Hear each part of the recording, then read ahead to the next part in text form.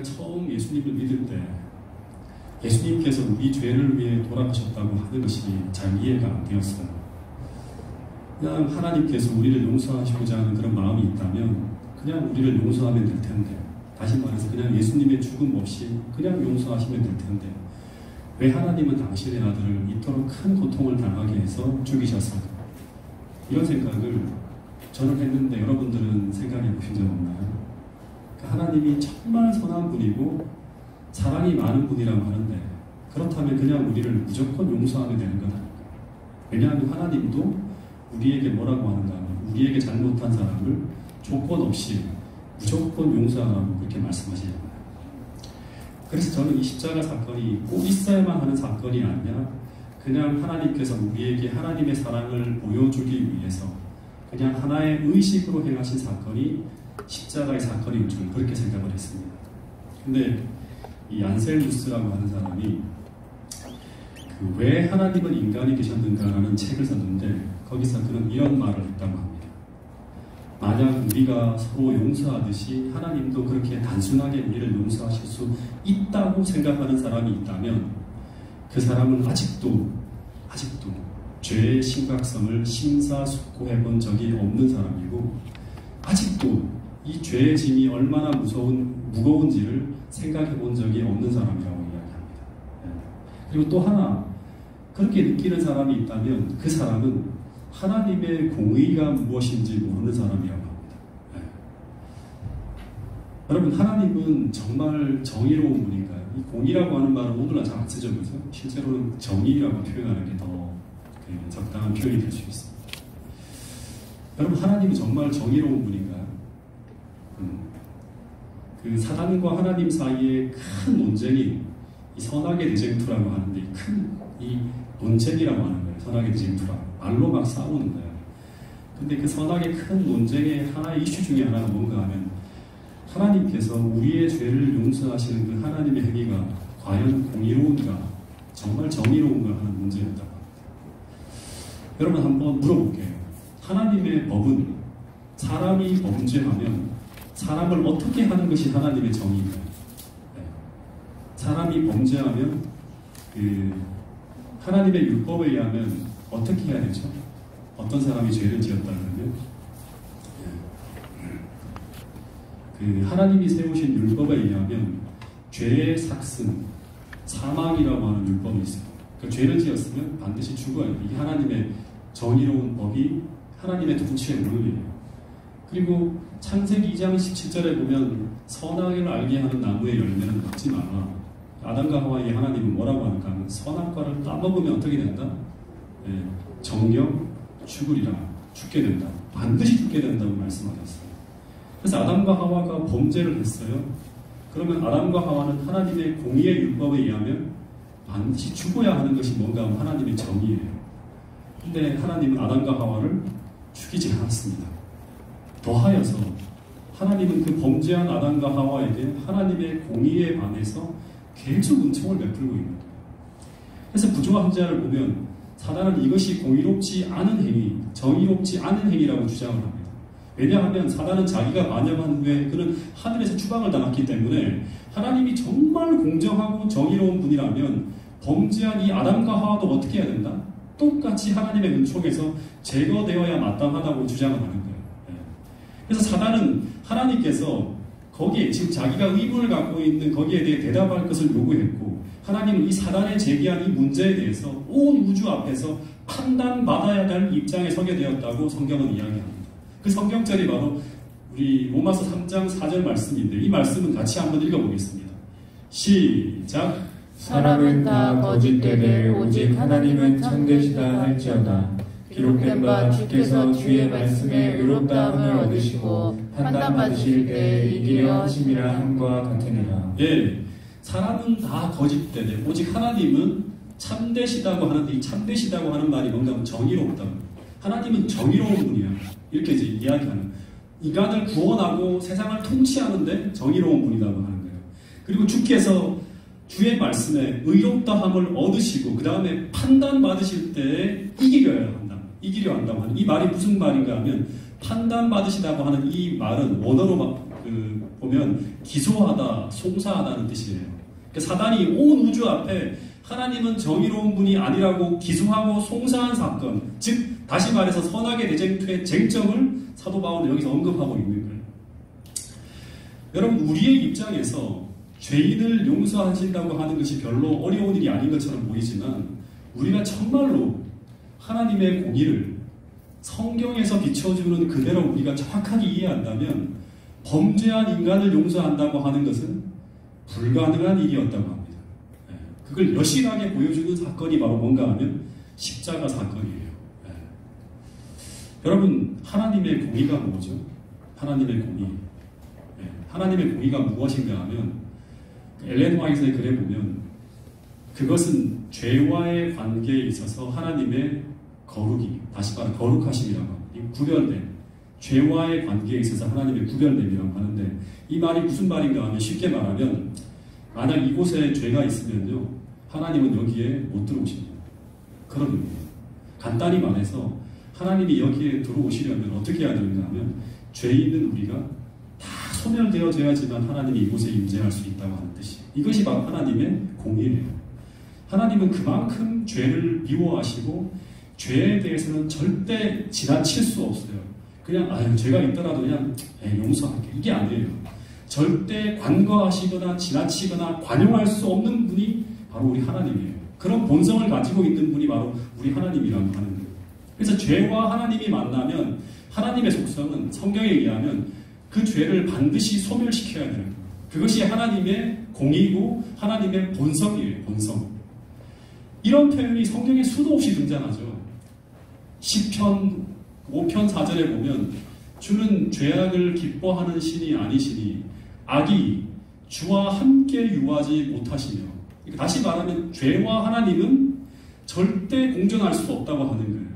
그래서 신명기, 그 다음에 창세기, 출애굽기, 시편 이런 수많은 글들에 보면 하나님이 전부 진노하시고 분노하시고 하시는 이야기가 굉장히 많이 등장하는데 그 대상이 전부 다 뭔가 하면 죄예요. 죄.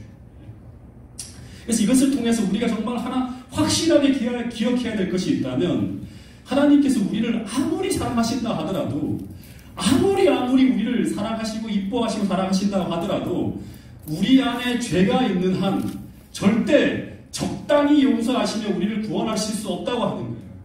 우리가 철저하게 죄에 대해서 회개하고 씻은 바 되어야지만 하나님께서 우리와 함께 거하시고 우리와 영원히 살 수 있는 은총을 베푸실 수 있다고 하는 거예요. 그것이 바로 십자가를 통해 보여주는 하나님의 공의라고 하는 거예요. 왜 그런가 하면 모든 피조물들의 존재 자체가 이 생명의 근원이신 하나님께 의존되어져 있는데, 그런데 이 생명의 원천으로부터 흘러나가는 이 생명을 차단하는 것이 바로 죄이기 때문에 하나님은 그 죄를 미워하시고 죄에 대해 분노를 나타내시고 하신다고 하는 것입니다. 그래서 여러분, 이 하나님의 공의는 하나님의 사랑의 한 속성이라고 합니다. 이걸 좀 잘 이해를 해야 되는데, 하나님의 공의가 그 하나님의 사랑 속에 포함되어 있는 한 속성이라고 하는 거예요. 사람들은 어떻게 잘못 이해하는가 하면 하나님이라고 하는 분의 그 속에 두 가지의 특성이 있다고 하는 거예요. 사랑과 공의가 이렇게 서로 적대적으로 이렇게 따로따로 있다고 하는데, 이렇게 된 이해보다 더 정확한 이해는 뭔가 하면 하나님의 사랑에는 두 가지 속성이 있어요. 하나님의 사랑 속에는 뭐가 있는가 하면, 사랑 속에 뭐가 있는가 하면 하나님의 자비가 있고 하나님의 공의도 하나님의 사랑의 한 속성이라고 하는 거예요. 네. 여러분, 제가 어린 시절에 우리 아이들에게 거의 매를 잘 안 드는 편이에요.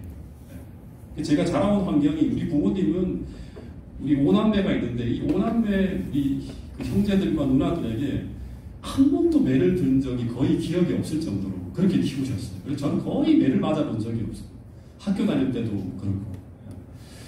저도 그런 유전적 성질을 물려받아서 아이들에게 매를 잘 못 대는 편이었어요. 이러다 보니까 이 녀석들이 어릴 때 우리 아이들의 마음속에 어떤 마음이 들어갔는가 하면, 자신들이 아무리 잘못해도 아빠는 절대로 자신들을 너무나 사랑해서 자신들에게 절대로 매를 들 수 없다는 생각을 하는 거예요.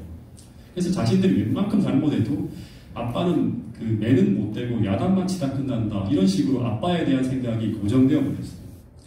근데 성주 엄마는 저와 반대로 굉장히 엄하게 아이들을 키웠어요. 그 아이들과 철저하게 약속을 하고 그 약속한 만큼 애들에게 매를 대요. 심지어 성주가 어릴 때 어떻게 하다가 거짓말을 했었는데 한 번 딱 걸렸을 때 엄마가 몇 대를 때리고 난 다음에 너 한 번 또 그러면 그 다음에는 100대를 맞는다고 딱 약속을 했어요. 근데 실제로 성주가 어떻게 하다 또 거짓말을 치다가 탈로가 났어요. 근데 성주 엄마가 그 다음에 100대 약속했지 100대 맞는 거야 하고 때리는데 처음에는 제가 야 100대를 어떻게 때릴 수 있을까?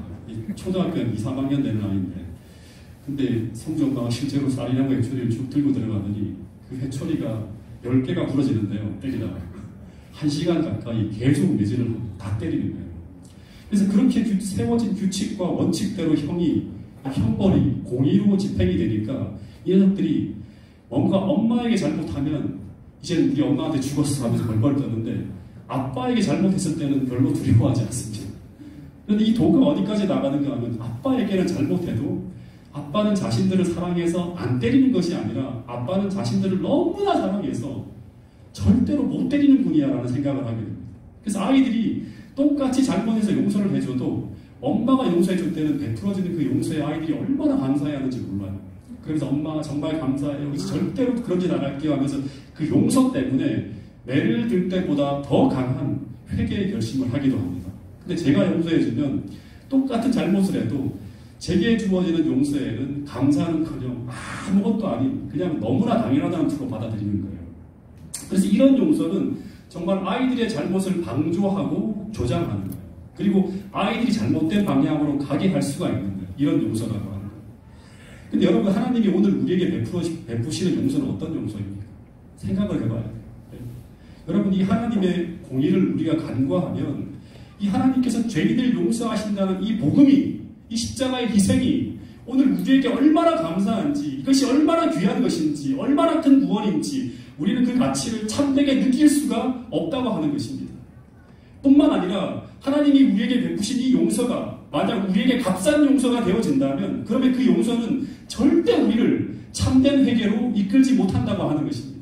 그래서 어떤 학자가 이런 말을 했어요.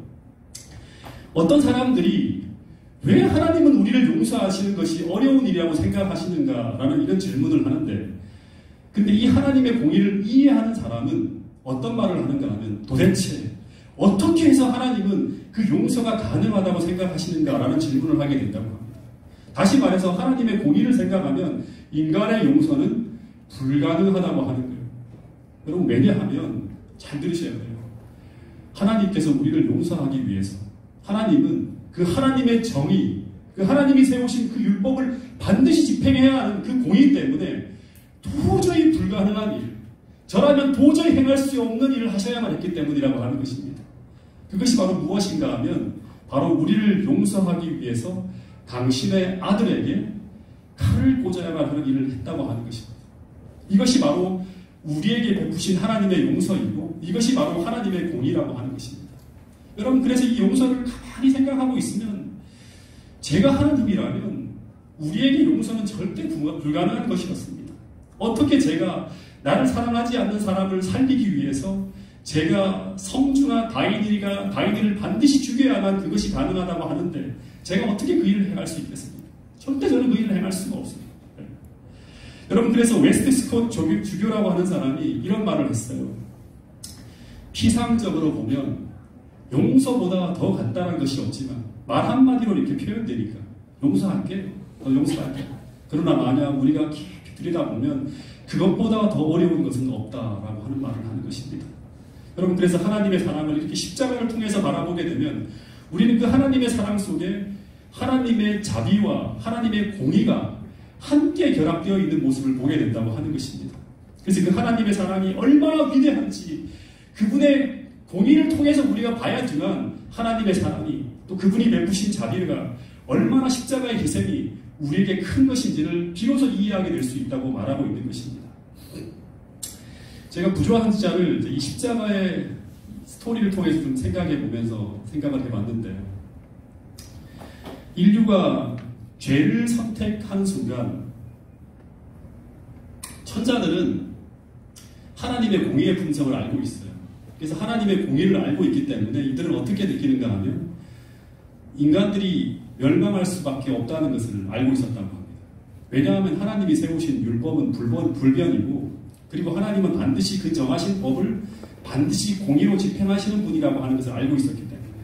그래서 아담과 하와가 이제 자신들의 운명이 죽을 것이라는 것을 깨닫고 어떻게 하는가 하면 하나님의 공의를 아니까 두려워 숨었어요.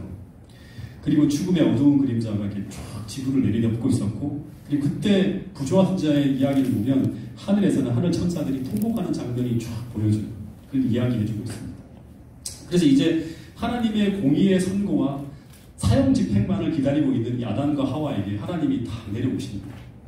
그리고 하나님께서 아담과 하와를 불러요. 그리고 창세기 3장에 보면 그들이 왜 범죄하게 되었는지에 대한 모든 조사를 합니다. 그리고 조사 심판을 쭉 하는 거죠. 그리고 조사하는 가운데 어떤 얘기가 나오는가 하면 아담과 하와가 사단에게 완전히 팔려버린 존재라고 하는 것이 나와요. 네, 그들의 품성이 망가지고, 그리고 그들의 범죄는 명명백백하게 드러납니다. 그래서 하나님이 이제 조사를 마친 후에 아담과 하와에게 선고를 내리는데, 근데 그 선고문은 하나님의 공의에 비춰볼 때 반드시 죽음을 선고해야 되는데, 근데 그 공의를 아는 우주 거민들에게 도저히 이해할 수 없는 내용이 이렇게 선포되어지는 거예요. 그것은 바로 하나님께서 이 범죄한 죄인들을 죽이지 않겠다고 하는 거예요. 그래서 충격에 빠지는 거죠. 더 정확하게 표현하면 하나님은 도저히 범죄한 인간들을 죽일 수 없다고 하는 거예요. 근데 그 이유가 무엇인가 하면 바로 이 인류에 대한 하나님의 어마어마한 사랑이 그 하나님의 공의의 집행을 붙들고 범죄한 인류를 다시 살리기 위한 길을 열고 있는 것입니다. 근데 문제는 무엇인가 하면 아담과 하와가 다시 회개를 한다 하더라도, 다시금 돌아온다 하더라도, 원래의 품성으로 회복되어진다 하더라도 범죄한 대가는 반드시 지불되어져야 하는 거예요. 이게 하나님의 공의예요. 근데 만약 이 공의가 집행되지 않으면 어떤 일이 벌어지는가 하면 온 우주 앞에 하나님은 정의롭지 못한 분이 되어지고, 그러면 하나님께서 세우신 그 하나님의 통치의 율법은 무너지게 되는 거예요. 그러면 온 하늘은 대혼란에 빠지게 되고 죄는 영원히 존속되어지는 그런 낭패가 벌어지는 거예요. 그래서 하나님은 이 인류의 범죄 앞에 서로 반대되는 두 가지 일을 반드시 행하시려 하는데, 근데 이 깊은 하나님의 고민이 해결되어지는 곳이 바로 무엇인가 하면 그리스도의 십자가라고 하는 거예요. 이 예수님의 십자가라고 하는 거예요. 여러분, 그래서 아담과 하와를 살리기 위해서 이 아담과 하와가 저지른 그 범죄의 형벌을 대신 받기 위해서 무죄한 어린 양이 준비되어지고, 그리고 아담과 하와는 그 어린 양의 죽음으로 말미암아 만들어진 그 가죽옷을 입고 다시 살아나게 되는 이야기가 창세기 3장의 스토리라고 하는 것입니다. 여러분, 그래서 이 아담과 하와를 살리기 위해 이 아담과 하와를 대신하여서 하나님의 공의의 형벌을 받고 죽은 이 희생제물을 가지고 우리는 신앙 용어로 무엇이라고 부르는가 하면 바로 화목제물이라고 부릅니다. 그 이야기가 창세기 로마서 3장 25절 26절에 나옵니다. 이 말씀을 같이 한번 읽어보겠습니다. 로마서 3장 25절 26절 말씀입니다. 시작. 이 예수를 하나님이 그 피로 인하여 믿음으로 말미암는 화목제물로 세우셨으니 이는 하나님께서 길이 참으시는 중에 전에 지은 죄를 간과하심으로 자기의 의로우심을 나타내려 하심이니 곧 이때 자기의 의로우심을 나타내사 자기도 의로우시며 또한 예수 믿는 자를 의롭다 하려 하심이라. 네, 지금부터 잘 들으세요. 이 예수를 하나님이 그의 피로서 믿음으로 말미암은 화목제물로 세우셨으니 이는 하나님이 길이 참으시는 중에 전에 지은 죄를 간과하심으로 자기의 의로우심을 나타내려 하시니 하나님의 공의를 나타내는 거예요. 인류를 구원하는 방법을 공정하고 정의롭게 하려고 한다고 하는 거예요. 다시 말해서 죄를 미워하시는 그 하나님의 공의와 그리고 범죄한 인류를 사랑하시는 이 엄청나고도 눈물겨운 사랑의 용서가 다 이루어지기 위해서 그 해답을 찾은 것이 바로 십자가를 통해 드려진 이 희생제물, 즉 화목제물이라고 하는 거예요. 여러분, 이 화목제물이라는 용어에 담긴 의미를 좀 우리가 알아야 되는데, 여러분, 심청전에 보면 인당수라고 하는 바다가 나오죠. 심청이가 빠져 죽은 바다인데 이 바다가 실제로 있어요. 어딘가 하면 인천 앞바다, 정확하게 말하면 백령도 앞바다가 바로 인당수라고 합니다. 거기 가면 이제 뭐 심청이 동산도 있고 심청각도 있고 뭐 이런 게 있대요. 근데 그 이야기를 보면 이 바다를 다스리는 바다신이, 그 인당수를 다스리는 바다신이 용왕이라고 하는 신이 있는데, 이 신은 화가 나면 이 바닷길에 풍랑을 일으켜서 어부들을 다 죽여버려요. 그래서 이 어부들이 출항할 때 언제나 어떻게 하는가 하면 이 화가 난 요왕신을 달래기 위해서 한 처녀를 바칩니다. 그래서 이때도 이 이제 심청전의 이야기를 보면 이때도 어부들이 출항 전에 먼저 요왕신과 화목을 요청하면 인간과 신이 서로 화목해야 돼요. 화목을 요청하면서 그 착하고 불쌍한 처녀, 어린 처녀 신청이를 인당수에 던져갖고 이 요왕신에게 화목 제물로 바치는 거예요. 그러자 요왕신이 어떻게 하는가 하면 그 희생 제물을 보면서 노여움을 풀고 풍랑을 잠잠케 하고 그 길을 열어주었다고 하는 이야기가 나옵니다. 그래서 이 이방 종교에서는 신관이 이렇게 나타납니다. 이방신은 잘못하는 인간을 향해서 자기한테 잘못하는 인간을 향해서 툭하면 분노하고 진노합니다. 그래서 이 인간은 이 진노하는 이 신을 달래기 위해서 인간은 무엇을 가지고 재물을 가지고 화목 재물을 가지고 가서 그 신과의 화목을 요청한다고 하는 거예요. 그래서 그때 등장하는 이 재물을 화목 재물이라고 하는 거예요. 이것이 보통 세상에서 이야기하는 화목 재물이에요. 근데 여러분 성경에 나오는 이 화목 재물은 좀 이상한 화목 재물입니다. 로마서의 본문을 읽어보면 이 화목 제물은 우리가 하나님께 바치는 것이 아니에요.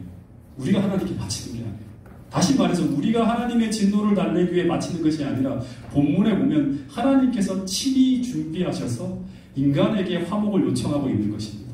여러분 이것을 깊이 생각을 해야 됩니다. 그리고 또 하나 우리가 착각하지 말아야 될 것은 무엇인가 하면 이 화목 제물은 예수님이 우리가 범죄함으로 우리를 미워하고 진노하시는 하나님의 분노를 달래기 위해 바쳐진 제물도 아니라고 하는 거예요. 네. 다시 말씀드리면 이 화목 제물은 누가 준비한 것이라고 하는가 하면 성경을 가만히 읽어보면 하나님이 준비한 거예요. 하나님이 친히 자신을 위하여 준비한 제물이고 그리고 그 제물을 가지고 인간이 하나님께가 아니라 그 반대로 하나님께서 인간에게 화목을 요청하면서 인간에게 바쳐지는 제물이에요. 여러분 창세기 22장에 아브라함이 모리아산에 올라갈 때 이삭이 이런 말을 하죠.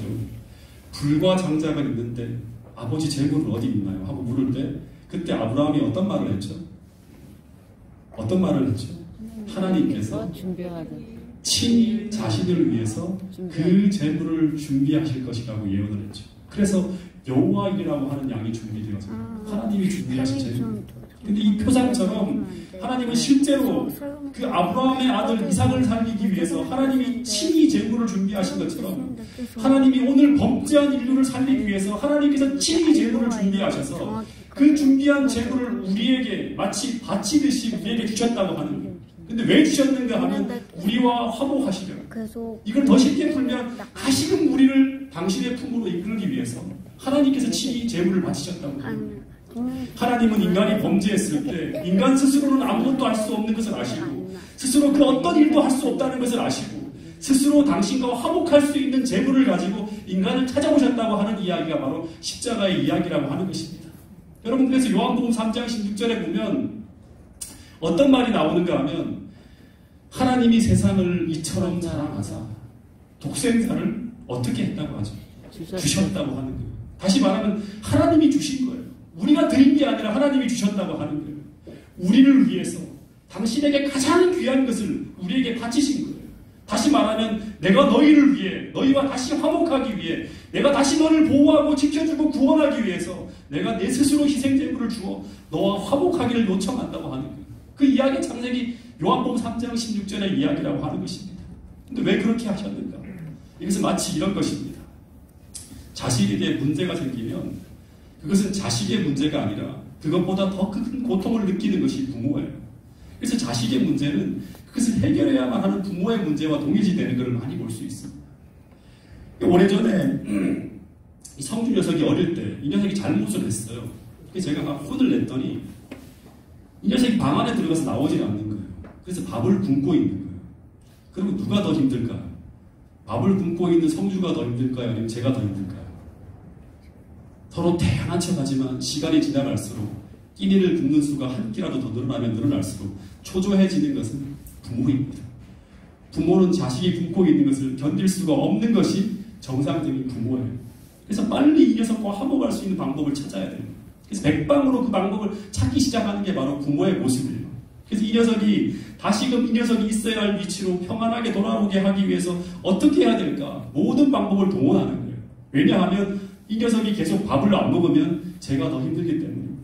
그래서 성주를 위해서라기보다는 먼저는 나를 위해 성주와 화목할 화목제물을 찾는 것입니다. 마찬가지로 하나님은 우리를 위해서가 아니라 먼저는 하나님 자신이 견딜 수가 없는 거예요. 우리가 멸망당하고 우리가 아파하고 힘들어하는 것을 하나님이 먼저는 견딜 수가 없는 거예요. 그래서 하나님이 자신을 위해 우리를 용서하려 하신다는 말씀이 실제 성경 구절 가운데 담겨 있습니다.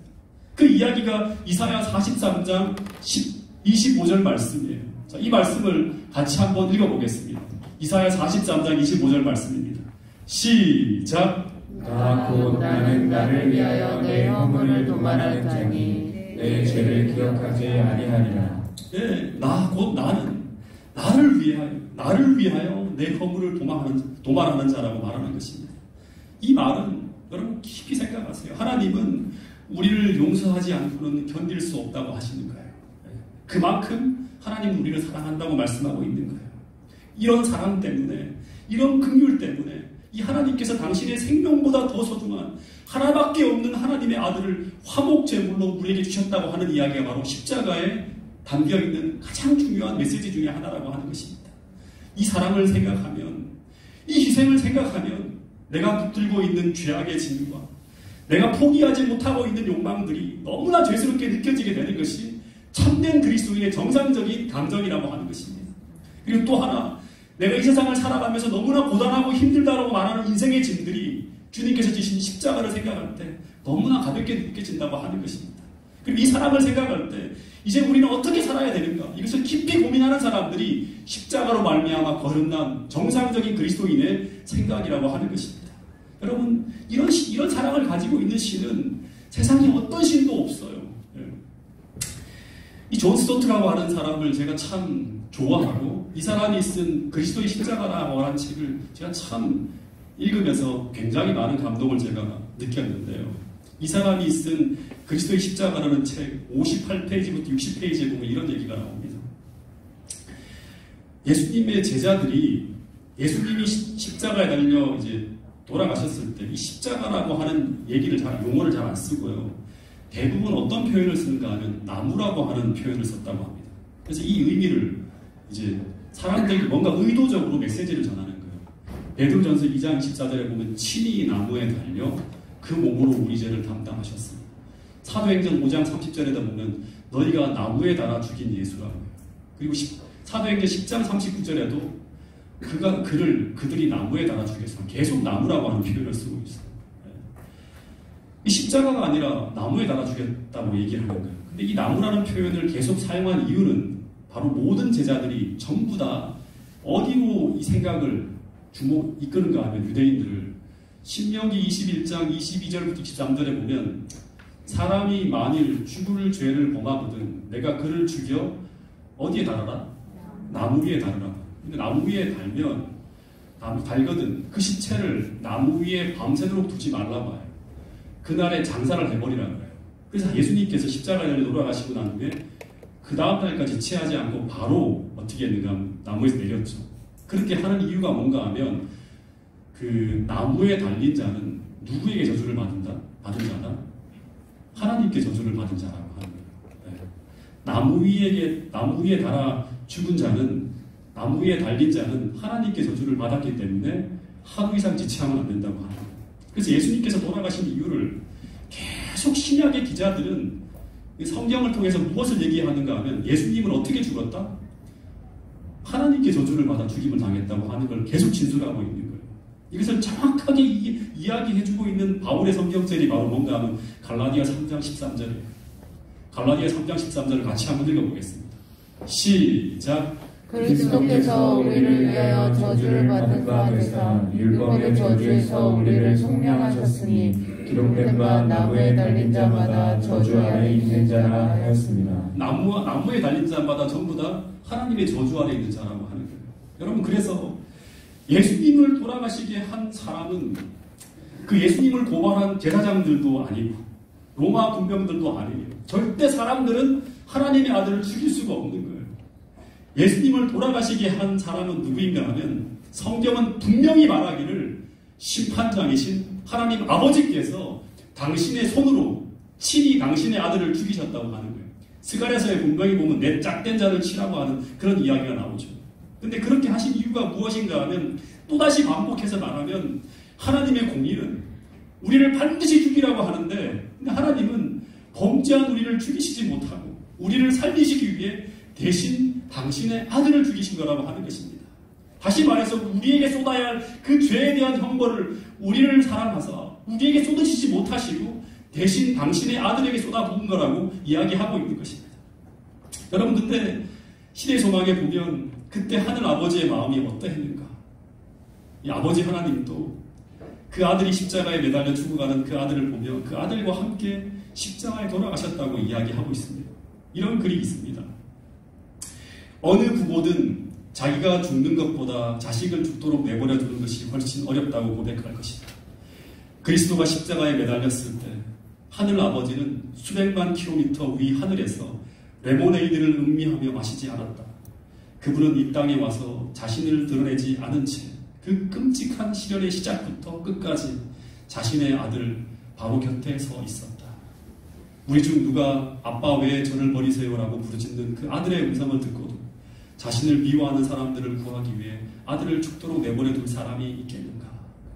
여러분 이 생각을 하면서 저는 십자가상에서 나를 살리기 위해 어떻게 보면 하나님 아버지께서 입을 꽉 물고 그 아들이 만신창이가 되어 죽어가는 그 아들을 바라보며 또 참고 있는 아버지 하나님의 그 숭고한 사랑을 한번 생각해 보았습니다.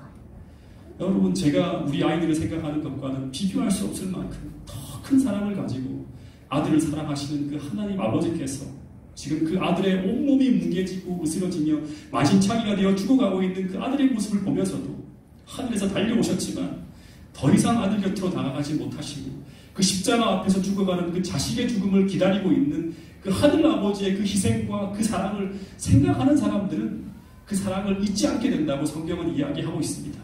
여러분 오늘 우리는 그 희생과 그 은혜를 통해서 오늘 우리가 여기에 서 있다고 하는 것을 잊지 않게 되기를 간절히 바라겠습니다. 제가 6살 때 저희 누나가 감기가 들었는데 어머니가 너무 잘해주는 것입니다. 그래서 맛있는 병에 든 흰 우유를 따서 누나가 밥을 못 먹으니까 그걸 누나만 주고 그리고 맛있는 콩나물엿이라고 했는데 어릴 때 있는 엿이 있는데 이 엿을 이제 어머니가 만들어서 누나에게만 주는 거예요. 근데 제게는 하나도 안 돌아오는 거예요. 누나가 아프니까 내주는 거예요. 근데 가만히 보니까 누나가 평소에는 저런 대우를 전혀 받지 않는데 지금 감기에 걸려서 저런 귀한 것들을 먹고 있는 것을 보면서 저도 감기에 걸리면 저렇게 병에 든 저 고소한 흰 우유를 먹을 수도 있고 저 콩나물엿을 먹을 수 있겠구나 싶어서 제발 감기 좀 걸려라 하면서 그 추운 겨울날 태백이 되게 춥잖아요.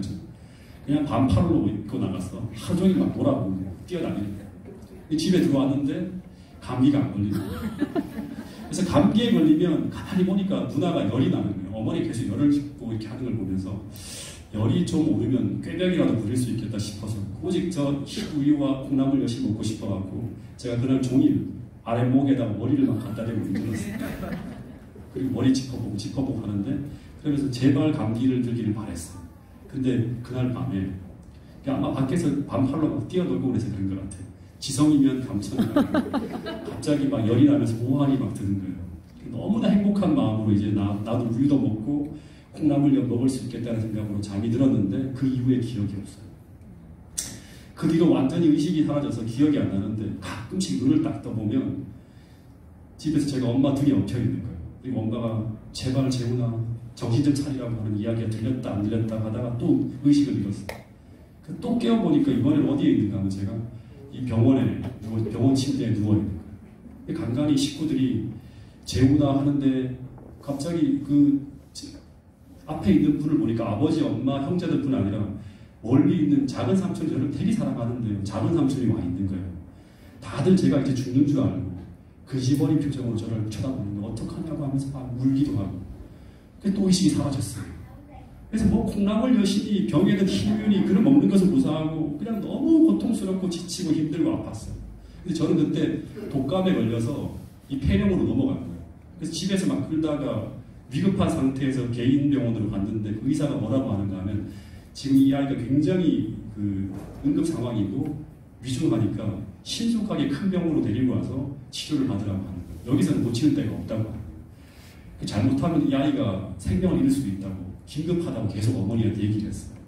근데 엄마가 저를 서울 큰 병원으로 데려가기 위해서 어떻게 하면 돈이 필요하잖아요. 그래서 돈을 구하려고 이곳저곳을 막 다니는데, 근데 돈을 구하지 못한 것 같았어요. 제가 그 위중한 중에도 가끔 이렇게 이제 가물가물 의식이 돌아오는데, 그 상황에서 제가 어머니 등에 엎혀져서 이리저리 다니고 있었는데, 잠시 의식이 돌아오면 어떤 상점 아주머니에게 어머니가 돈을 빌려달라고 하는 소리가 간간히 들려오는 거예요. 아이가 죽어간다고 하면서 돈 좀 꿔달라고 하는 어머니의 애절한 목소리가 막 들려와요. 근데 그 반대편에서 어떤 아줌마, 낯선 아주머니의 목소리가 들려오는데, 미안한 그 동네 아주머니 소리가 간간히 들려오고. 근데 어머니가 이렇게 해도 안 되고 저렇게 해도 안 되고 계속 아들은 점점 더 의식이 사라져가고 있고 계속 기운이 빠지는 거예요. 죽어가는 것을 보면서 어머니가 이제 어떻게 했는가 하면 제 얼굴을 비비고 어머니가, 그리고 손을 붙잡고 막 흔들다가 깨어나지 않는 저에게 어떻게 하셨는가 하면, 당시 옛날 분들이 하는 방법으로 칼을 가지고 와서 어머니의 손끝을 이렇게 베어요. 그리고 재훈아 제발 죽지 말라고 하면서 제 입에다가 당신의 피를 넣으셨다고 하는 이야기를 제가 작은 누나를 통해 들었어요. 나중에. 그 당시에는 의식이 없었기 때문에 저는 몰랐어요. 그러다 제가 그 어머니의, 어떻게 보면 어떻게 살아났는지 모르지만 그 어머니의 그 뜨거운 생명의 피를 받아 마시고 그 다음에 제가 극적으로 살아납니다. 근데 자식을 살리기 위해서 발을 동동 구르면서 자신을 희생하는 그 사랑의 모습은 우리 하나님의 우리를 향한 사랑의 모습과 똑같은 모습이었어요. 근데 제가 그 어머니의 피를 받아먹고 살아난 것처럼, 여러분 오늘 우리 모두는 하나님께서 우리에게 주신 그 그리스도의 십자가를 통해 흘려진 그 생명의 피와 살을 먹고 마시면서 오늘 우리가 사망에서 생명으로 극적으로 옮겨져서 오늘 이 자리에 앉아 있다고 하는 사실을 기억할 수 있게 되기를 간절히 바라겠습니다. 여러분, 그리스도인은 이 사랑을 아는 사람이에요. 이 사랑을 느끼는 사람이고, 날마다 이 사랑을 기억하면서 매일매일 사는 사람들이 누구인가 하면 바로 참된 그리스도인이라고 하는 것입니다. 여러분, 이 사랑에서 멀어지면 우리는 절대 믿음으로 살 수 없는 사람들이에요. 이 사랑이 들어와야지만 우리가 헌신할 수 있고, 우리가 사랑할 수 있고, 충성할 수 있고, 계명을 지킬 수 있고, 주를 위해 희생할 수 있는 아름다운 삶을 살아갈 수 있다고 하는 것입니다. 근데 이 사랑이 느껴지지 않고 이 사랑이 내 마음속에서 식어갈 때 우리는 우리의 신앙의 전진이 불가능하다고 하는 것이 성경의 이야기라고 하는 것입니다. 여러분, 그래서 주님은 말씀하시기를, 주님의 그 십자가의 희생의 상징인 그 피와 살을 날마다 먹고 마시며 살아가는 사람은 내가 아버지로 인해 사는 것처럼 나를 먹고 사는 사람, 그 사람도 나로 말미암아 살아가는 참된 그리스도인으로 살아갈 수 있다고 말하고 있습니다. 예수님의 살과 피를 먹는다고 하는 것은 무엇인가 하면 날마다 예수님의 십자가의 그 희생의 사랑과 은혜를 날마다 받고 느끼며 살아가는 사람이라고 하는 것입니다. 주님 때문에 참고, 주님 때문에 용서하고, 주님 때문에 계명을 지키고, 주님 때문에 주님이 원하시는 그곳을 향해 계속 나가는 사람들이 누구인가 하면 이 사랑을 알고 느끼는 사람이라고 하는 것입니다. 여러분, 이 시간 그 사랑이 오늘도 성령을 통해서 충만히 우리 마음에 부어지기를 간절히 소망합니다. 여러분, 이 사랑이 아니면, 이 하나님의 은혜가 아니면 우리는 생존할 수도 없고 이 험한 세상을 살아갈 수도 없다고 하는 사실을 기억할 수 있게 되기를 간절히 바라겠습니다. 여러분, 그 사랑을 우리가 또 한 번 이 찬미를 통해서 하나님께 고백하는 시간을 좀 갖도록 하겠습니다.